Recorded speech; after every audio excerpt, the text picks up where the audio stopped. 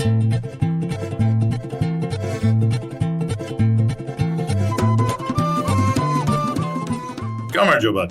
to the Georgia Ramble, a new section of the Rorshok Update.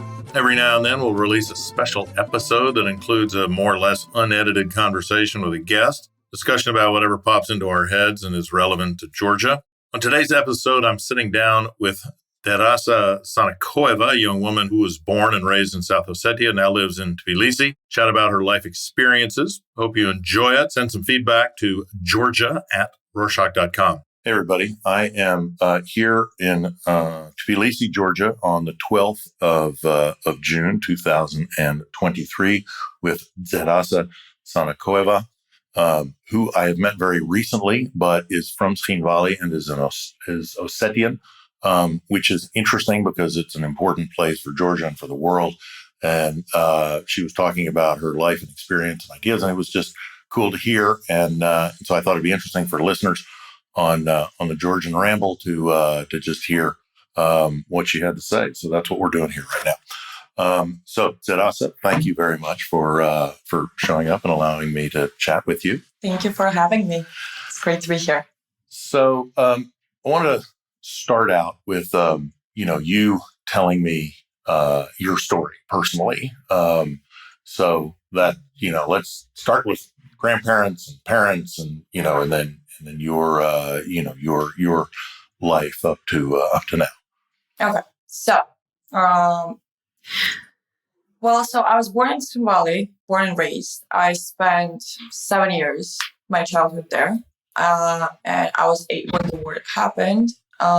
So that's when we moved to Tbilisi. My grandparents are really incredible people. Like my whole family were all ethnically Ossetian. So they also spent their whole lives in Tbilisi. My parents too, they built their whole lives there. My dad did a lot of traveling here and there.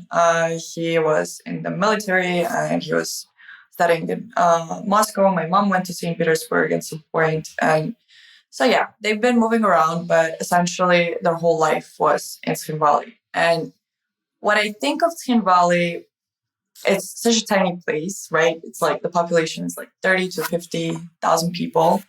But as I was growing older, I always viewed it as this epicenter of so many stories, so much pain, so much joy, so much emptiness too. And that's how I started viewing it ever since the war happened, basically.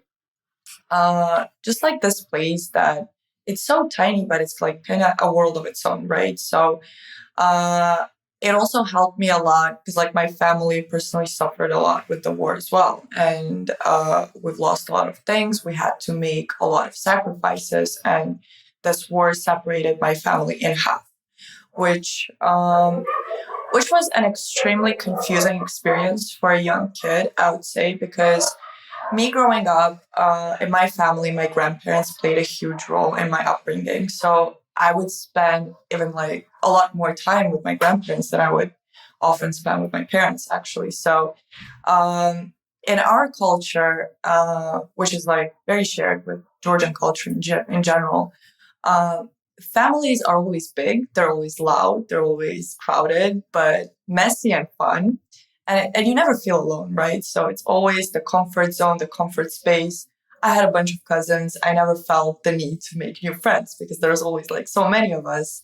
And the whole period, like leading up to the war, I just have the best memories, actually. So like nothing leading up to the war is like ever set in my mind because like all I remember is just me being outside with my cousins, doing all the fun stuff, spending time with my grandparents, doing farming with my grandpa, and just living the unbothered life. So. And did you live like in Tbilisi town, or did you live on a farm or nearby? No. We lived in the town. In the town. Yeah. And then just a few points. So you said your dad was in the army, and most of the Georgians that I know have been in the army, like they spoke Russian very well, like that. And so the all this fun that you were having with your cousins, whatever, what language was this in? Was it in Russian or in Ossetian, or did anybody speak any Georgian? It was in Ossetian, and the weird thing is that I've actually never heard Georgian. Like before I came to Tbilisi. So like in Skin Valley, I think the older generation are the carriers of Georgian language mostly. Because in school, we studied in Russian and Ossetian. So it was kind of like a bilingual type of thing. And we didn't even have Georgian as a language, as a class that was taught to us. In Skin Valley itself, there were no Georgians. Everybody was Ossetian. No, I don't think that is true. There are Georgians that live there. I just never, there's not a lot of interaction in Georgian language. So it's not common to hear it. And had you been to Tbilisi or anywhere like before the war? Like, had you traveled in Georgia at all? Had you traveled in Russia, or you just were in Skin Valley?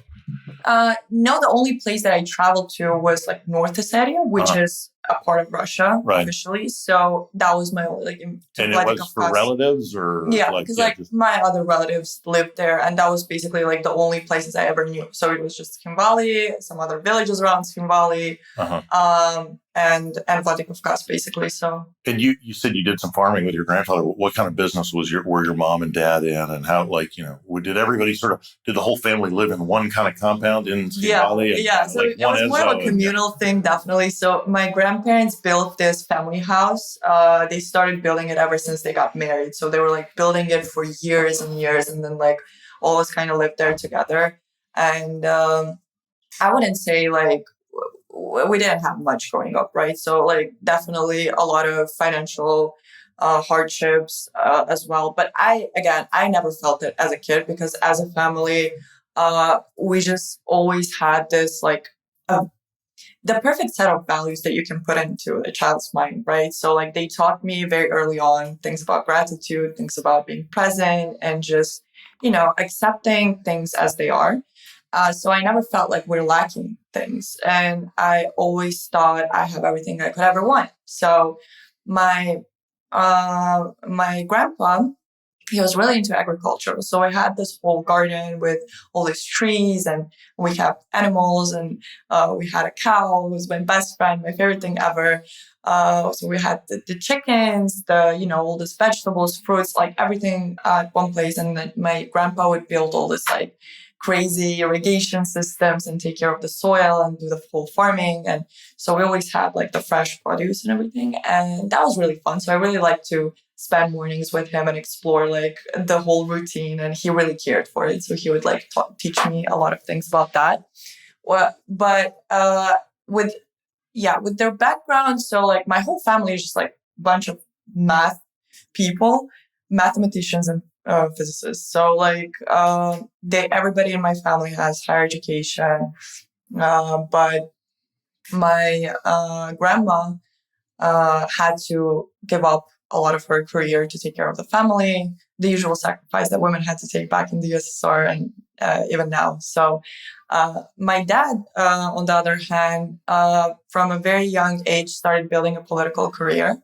So he was very politically active, and he was doing a lot of social work as well. And he was trying to get his voice kind of heard in the political arena. My mom is by education, she's an economist, and she did some work with OECD right before the war. There was a mission of OECD in South Ossetia, and she was doing some work here and there too.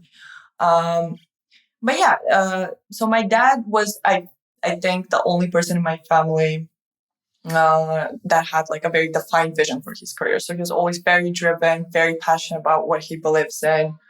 And he always fought for it, for what he thought was right. And he always believed that there's got to be like another way to do things better, to bridge this gap between the Ossetian people and the Georgian people, especially given that he saw these things like unfold during the 90s and all the civil wars and all the clashes and the whole crisis. So, yeah. And so was his focus on South Ossetia itself, meaning, you had different Georgian villages and whatever, trying to get them to get along to, make South Ossetia better and whatever else? Yeah. Was he also specifically focused on somehow integration with Georgia? I think that was the next step in his career. Next step. And he was thinking of that. He did start with focusing on rebuilding South Ossetia after the whole mess in the 90s. Right. And helping people in the best ways he could. So Sure. there was a lot of work to be done. Right. So like with the infrastructure, healthcare, so many housing issues, a lot of political instability, a lot of polarization. So I think that was like the first stage. He just started like figuring out what can be done in the region, and then how, because like the ethnical Right. conflict was there all along. So then he kind of moved on to that part where he tried to approach that. As a kid, I mean, do you remember, and you were a pretty young kid, but like, before the war, do you remember attitudes towards Georgians? Everybody talk about Georgians? Everybody care about Georgians? Was it somehow present, either the danger or just sort of ethnic stereotypes or anything else? Or was it just you didn't know any Georgians and the topic didn't come up? No, I actually remember very vividly. I remember a lot of things from my childhood. And the thing is that I haven't really had that type of like interactions where Georgians would be like brought up in a negative way or with a negative connotation to them. It was very normal. Like we did have, I remember, television, the Georgian television. So like the Georgian media would be like broadcasted at our home, like, and in Georgia they would speak in Georgian language, but I would hear it here and there, but it wasn't as common, right? So like I loved hanging out with like grandmas and grandpas. That was like my crowd. So they would occasionally kind of throw in some Georgian phrases and like remember their university years that they spent in Tbilisi, because a lot of them did go to like Tbilisi State University. My grandma did as well. So I never heard that narrative of like Georgian people being this or that. I did hear some stories from the 90s, from the civil clashes between Georgians and Abkhazians, Georgians and Ossetians and Abkhazians, right? It was a complete mess. And nobody was there to kind of either report it or like acknowledge it or like what's happening. That it was so chaotic. So I would hear all these stories from, in Ossetia, we also have a thing very similar to a supra. So usually that's where all the stories would be like shared and told. So as a kid, kind of waiting for my parents to like finally finish their drinking and like having fun, I would just be sitting there and listening to all the stories. And yeah, I think a lot of them would bring up the story of, a Georgian soldier like murdered someone in my family. But like it was always with this huge sadness of feeling like, how did we end up here? Like we were literally all coexisting, living in peace. And we share so many values, so many core beliefs and traditions and the culture.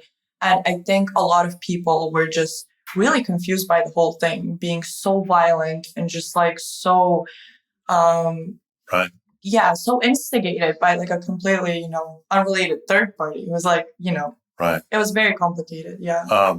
An unrelated third party, meaning Russia. Yeah. Got it. So, speaking of which, my theory that we talked about the other day when we met, I think the critical moment was the Boney M concert. Totally, The Boney M concert, that there was Boney M was very popular in the Soviet Union, and then they played, and I think it was Tamara Sheni, and it was just it was a big thing, and I feel like that was just a like. At that point that Putin was like, we're losing the hearts and minds. It's not going the right direction. And you actually, I was not at the concert. I was in Georgia at the time. Oh, you missed out. I've never actually seen Boney M. So, but you remember it. So tell me your memory of the concert. Honestly, it was fabulous. Like the concert itself, it was a blast. It was amazing. And also like the mix of the lineup was also hilarious because they had Boney M and then some Georgian rapper in the same concert. So I'm really curious about the event organizer who pulled the whole thing off. But yeah, the funny thing is that just like the fact that they managed to like bring Boney M, bring all these people together. And it was like, seemingly like from a naked eye, there was like absolutely no political agenda. Can you imagine like how I just remember how happy all those kids were like in the villages like that came to the concert, because like nothing ever happens there, and then you have Boney M without their costumes though, which is like another funny story because they got robbed in the airport. So somebody stole their suitcases, so they had to perform in their casual attire. it was insanely cool. I think that was like the highlight of my childhood. I was like 7 and I have a picture with Bonnie M. So I was like, okay, I made it in life. So I'm good. I'm good. So, the summer of 2008, again, you're pretty young, but where, I was in Tbilisi at the time. And I remember the first thing I remember hearing was in July, people that I had not been to South Ossetia in several months, but in July, in summer, there'd always be kind of fights, like kind of firefights. And it was kind of, a lot of it was quite performative and, whatever else, but it was performative. What I heard was that all of a sudden, the sort of fights going on in July, particularly the end of July, it was like, wow, it's getting serious. This is not what was going on before. And the implication was that there were, spetsnaz or whatever, coming from the north out of uniform that were sort of providing weapons or training or whatever to the usual, dudes. And they were all guys, who were doing that kind of thing. But I don't, I don't know, so when did you begin to become aware in the summer of 2008 that like something weird was happening? I actually remember that day to the minute, right? So it was my regular morning. I was watching cartoons and having my breakfast on the day of the war. 8th of August. Yeah. And then. So before that, in Skin Valley, it was fine. It was normal. No.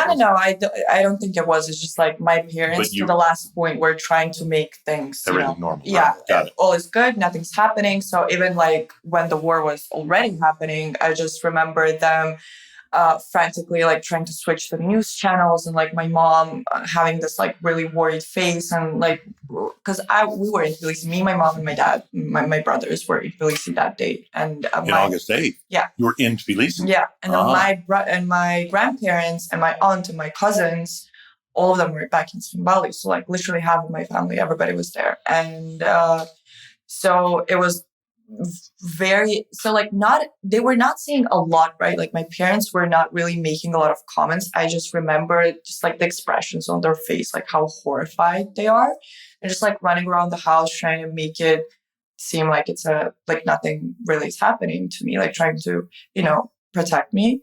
But then like at some point when they switched on the news and I could see all that like kind of break out, and I'm like, what is happening, right? And then the constant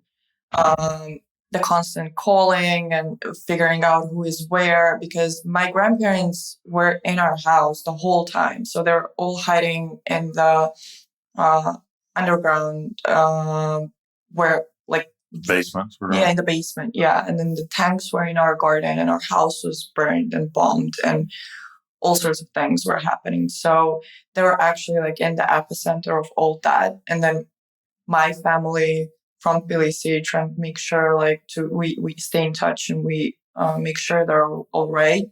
It's just that, I don't know, I think I would never be able to understand what my dad felt like in general with the whole story, right? Because he had to give up the ability to be with his parents and his family to pursue this political career path that he chose. So I think that expression on his face that I remember on the day of the war kind of sums it up all for me. And like that's loss and that much pain. Like I don't think I've ever seen that much pain on in somebody's eyes. So like I very vividly remember that.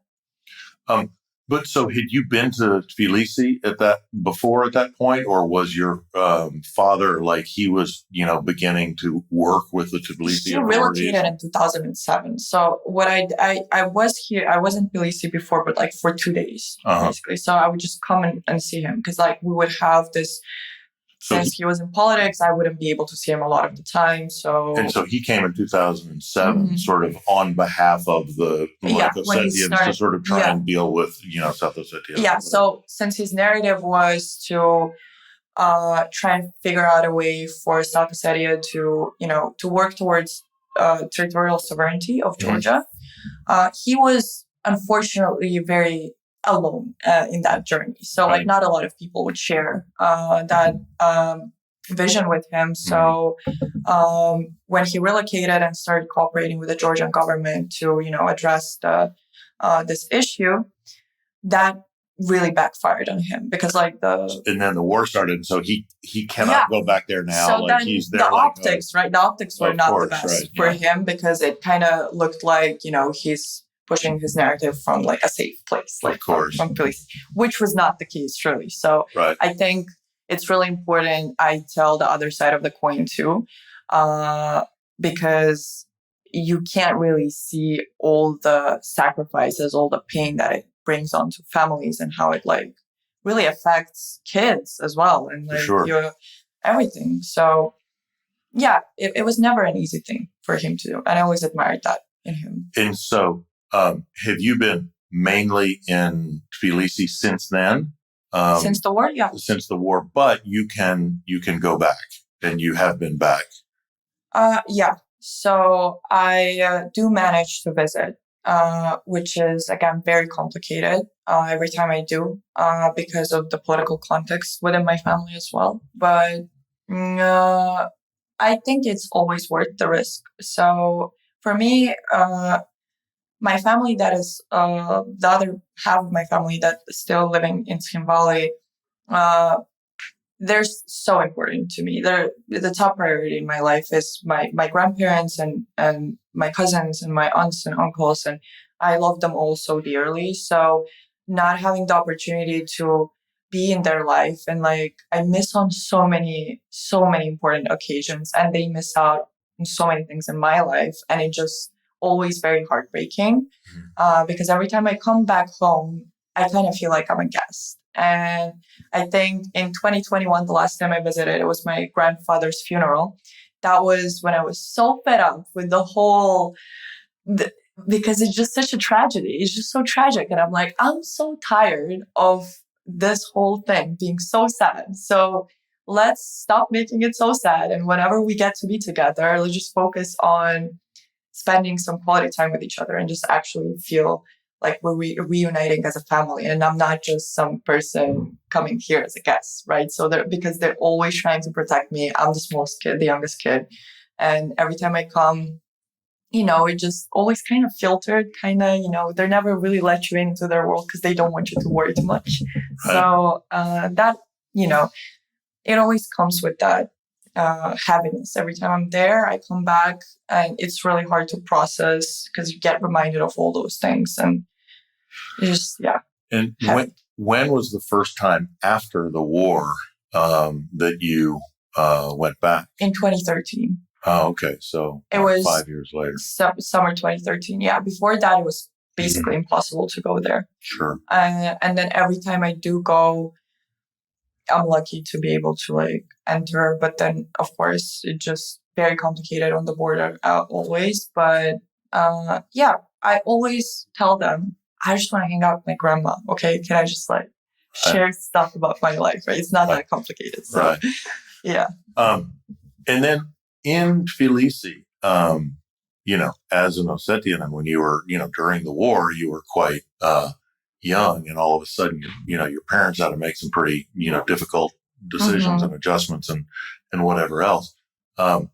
Do you remember your interactions in school and with, and how what were you, I'm Ossetian, and what does that mean? And what do people have to say about that? How do you feel that you yourself dealt with that, and how were you dealt with by the Georgians you're surrounded by?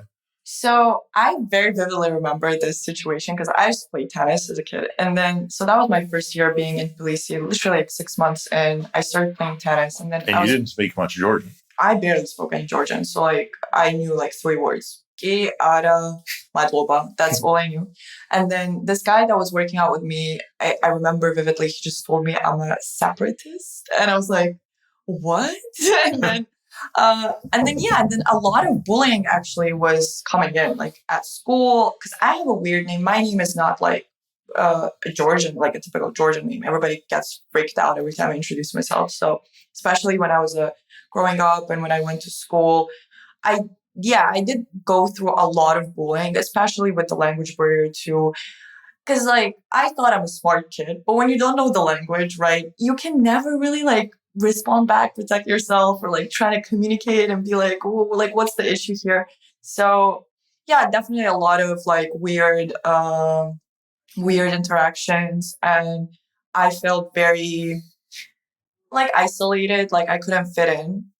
So I made it my top priority when my parents moved me. I begged them. So I went to a Russian school for the first 2 years while I was here. And then I begged them for the whole, I remember sixth grade. I was like, can you please transfer me to a Georgian school? Because if I don't learn this language, I'm always going to be on the sidelines and never going to be able to blend in. And I really want to. And it sucks because I can't make any friends. I can't go out like on the street and play with kids because they're all, calling me names and like constantly making fun of like whatever, kids are weird. So they transferred me to a British Georgian school. And then I was like, okay, I'm going to do this in a year, or like it's all or nothing, right? So like seventh grade, I set myself on that mission. Again, of course, everybody makes fun of you while you're in the process of learning the language and everything.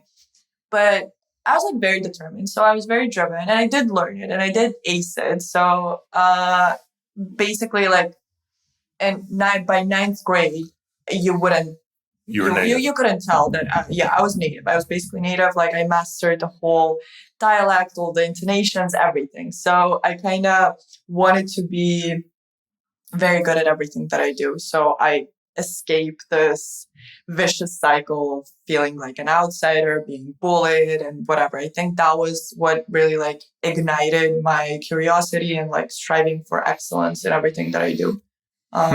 Yeah. Good way.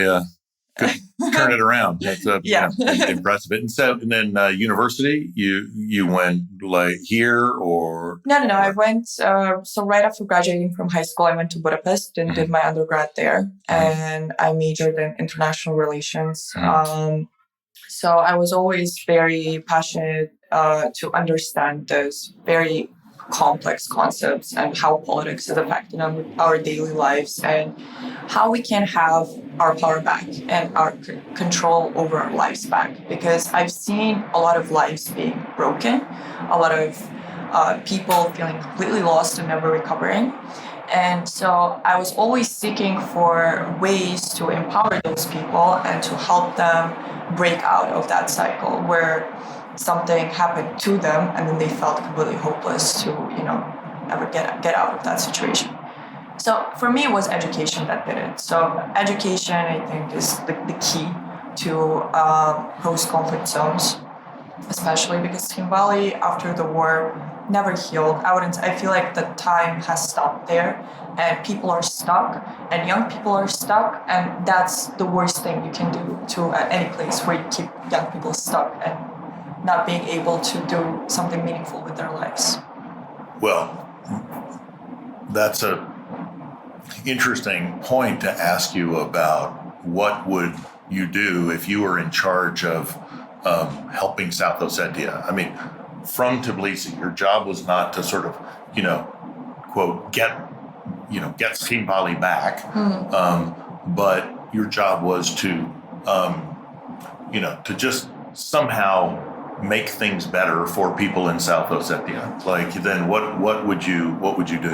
Given that a lot of people currently living there are very much in survival mode, that's why I would definitely address that issue head first. Because when you're in survival mode and you don't have access to healthcare, there's no law, you're not protected in any way. There's a lot of human rights violations happening, and you have basically very poor access to the basic necessities that you need to have. That's what I would address first, to rebuild the infrastructure, right? Like just give people the first aid. Well, Tbilisi can't rebuild the infrastructure in South Ossetia, but, what could it do? I mean, how, No, it can be done, right? So like a part of what my dad did was actually he represented the South Ossetian administration. What was the organization that could help fund healthcare support or like education opportunities for people in South Ossetia. So there are ways to kind of get in some funds and get in some aid from Tbilisi to Tbilisi. It's very complicated, but it's manageable, right? So if I were able to do something about it, like policy-wise, or if I had the tools, the political instruments to do it, I would just, go all in on healthcare, on infrastructure, and on education. Absolutely. And I think education is just like the second stage. Like after you give people the basic necessities and you help them get out of the survival mode, the next step is to give them a gateway to a better life. And that's definitely through education. And I would definitely introduce more and more initiatives for South Ossetian citizens to be able to come to Tbilisi and maybe then explore the rest of the world. Because right now, the only gateway that they have is Russia. And because they also sponsor higher education opportunities in Russia. So, I feel like, under Misha that they tried to do some of that stuff. And I don't know how much of it they did, how well it was done. I know, I feel like they did a little bit more in Abkhazia that I know about. I'm not an expert in these things, but, first of all, did it work? Was it, Boney M? Okay. But like, what were they, medical stuff and bringing people in and, and whatever else. That did work. My impression was that it sort of did, but my sources of information not that good. But weren't the South Ossetian authorities, and I'm sure after the war even more so, like very much against that? Didn't they think of it as kind of a hearts and minds campaign, and so they worry about it? And but is they could close the border if they wanted to and not let people through, or how would they? Well, thank God the Red Cross could always keep the patients coming into Tbilisi in critical conditions and everything. So the international organizations kind of like allowed this to happen. Right. Although I think the most important part here was not really just providing that aid, but having the conversations, right? Because like the biggest issue is South Ossetia being so isolated, and there's so very little communication happening between like people from that region and Georgians, and there's just so much misunderstanding. So like the mentality of people who live in Skim Valley, right, when they come to Tbilisi to do some medical treatment, they actually are scared because they feel like they're going to be judged, or they're going to be, at some sort of disadvantage here, or like risk, so they think Georgians have this like very negative attitude towards them, which it might be true in some cases with certain people, but definitely not in masses, right? Like, not a lot of Georgians have, first of all, a very strong opinion towards Ossetians in general, because that's not what they think about a lot also, like in the day-to-day today in general. So I think in Ossetia, because I said earlier, time is kind of stuck, they still think it's the same narrative, the same environment that it was back in 2008 and the years after that. So, I'm you here living in Tbilisi, and I've been to Skin Valley in South Ossetia before the war, and Abkhazia a few times. You hear people in Georgia talking a lot about it these days. I'll have people just the other day, I was saying something, I can't remember what, South Ossetia came up in a conversation, and somebody, said, no, it's Samachablo, say Samachablo. Yeah.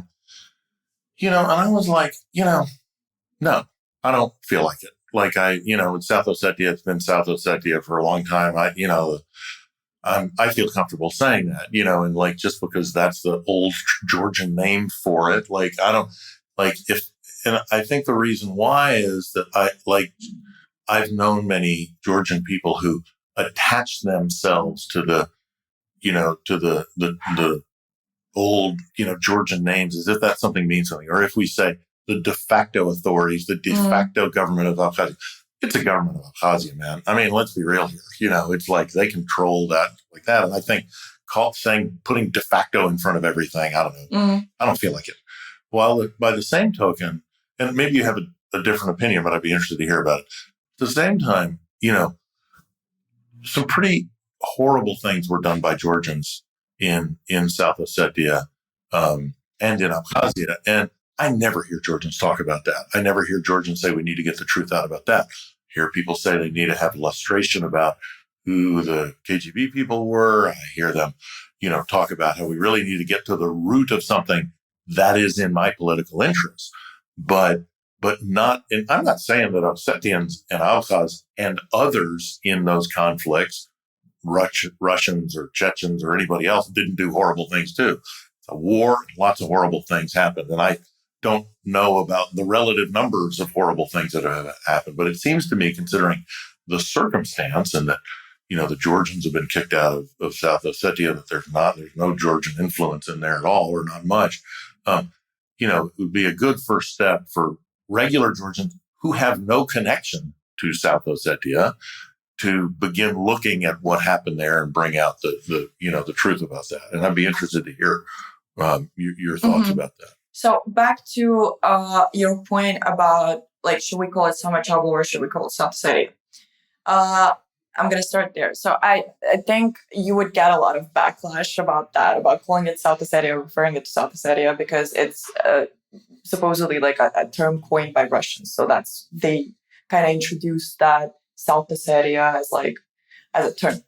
But I'm so confused because, like, when we talk about ethnic conflict, I don't think the focus should be on things like that. So, like, it's whether it's South Ossetia or like Samachablo, because geographically, just South Ossetia encompasses a lot more villages, and Samachablo just focuses on less villages if you actually look at it geographically. So it's the right way geographically to say scientifically it's South Ossetia, because then it's Tbilisi region. Tbilisi region. Yeah, let's roll with that. So when it comes to, again, the other point that you made about Georgians not really like owning up to the crimes, or like rarely talking about the crimes that they did during their civil wars in Abkhazia or South Ossetia, I think, again, we need to learn how to talk about these things in different ways, right? So people in general have very hard time accepting conflicting emotions.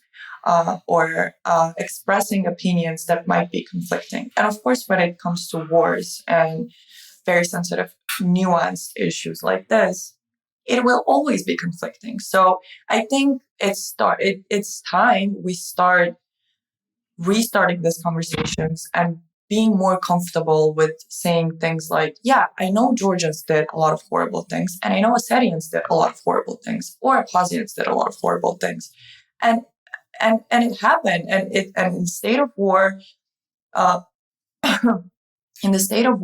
unfortunately, people lose a lot of their moral compass. So you can't be judging nations and general mass opinions or visions or values by what happened by a specific group of people during that war, especially when they're soldiers. So I don't think we should allow our emotions guide us when we make these judgments about these conflicts and when we talk about that, because what we can focus on is our shared loss and the shared pain. And because all of us, whether it's a Ossetian family, it's an Abkhazian family, it's a Georgian family, we all lost someone, and we all lost a lot of things, and we all had to sacrifice a lot. So I think if we reshift the focus of the conversation to that, and we reconnect with each other on how we handled these experiences and how were we able to move forward from that, and how we can help each other move forward in general and just make something better out of it. Because at the end of the day, if you don't do something with your pain, it's just useless pain. And it's really hard to live with useless pain. So I think it's way more comforting to do something with it. For sure. So anything else that you feel like people who care about Georgia, Georgians, non-Georgians who live in Georgia, non-Georgians who are from Georgia, non-Georgians who just happen to care about the place, should know about, Tbilisi region, South Ossetia, Samachablo, Ossetians, or the entire topic that you feel like, is a thing that matters to you that is not as well understood by people as it should be?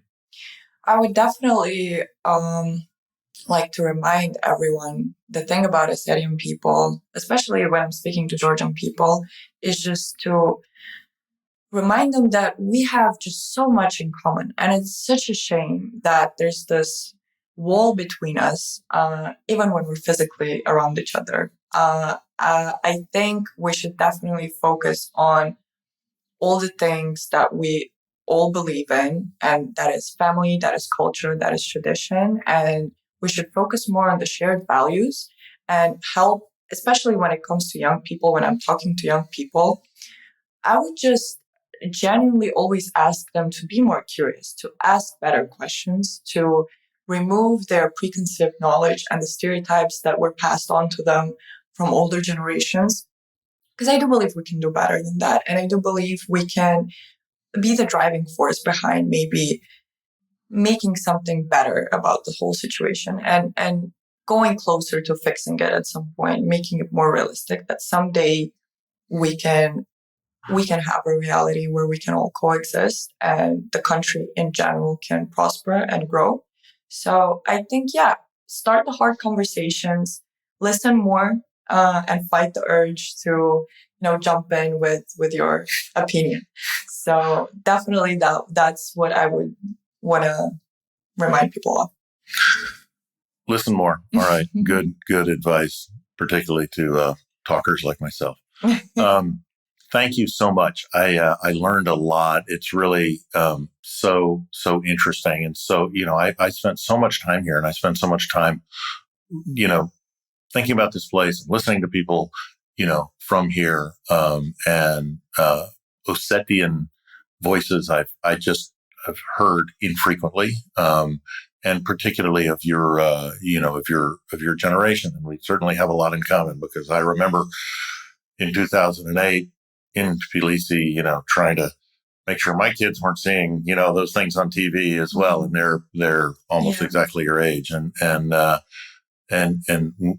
always look for what unites us rather than what divides us. So, thank you very, very much. I appreciate it. A whole another aspect of your life, which are startups, in which you occupy a senior position in, we didn't even talk about, and so that'll have to be the next conversation that we have. I would love that. But I really appreciate you taking the time. Thank you. Thank you for joining. If you have any ideas or suggestions of what to do in an upcoming Georgia Ramble, anybody you want to hear from, what we should talk about, anything you're curious about, topics otherwise, let us know. Send us an email at georgia@rorshok.com. That's RORSHOK.com. Thanks. Nachandis.